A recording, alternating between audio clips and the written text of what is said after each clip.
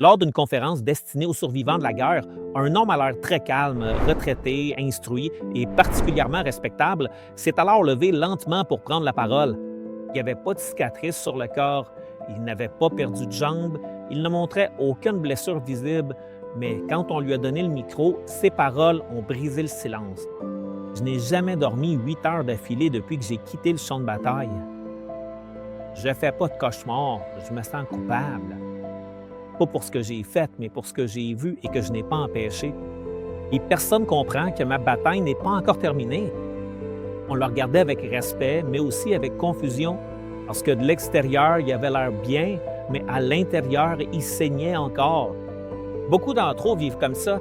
Nous n'avons pas de dépendance visible, de scandale, de déchéance publique, mais nous avons des pensées sombres, une jalousie qui nous ronge, de l'orgueil, une soif de vengeance que nous n'avons pas, des colères accumulées, des comparaisons constantes, des insécurités déguisées par un sourire.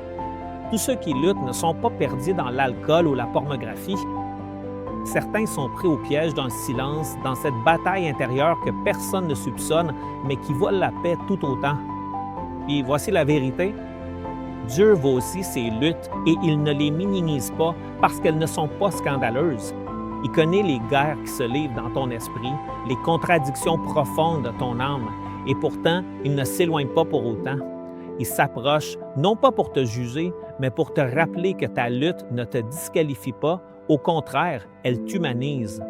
Et c'est dans cette lutte, et non dans ton apparence, que sa grâce devient plus réelle.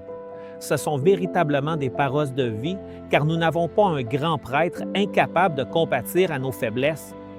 Mais nous en avons un qui était tenté en tout point comme nous, mais sans commettre de péché. Hébreux 4, 15.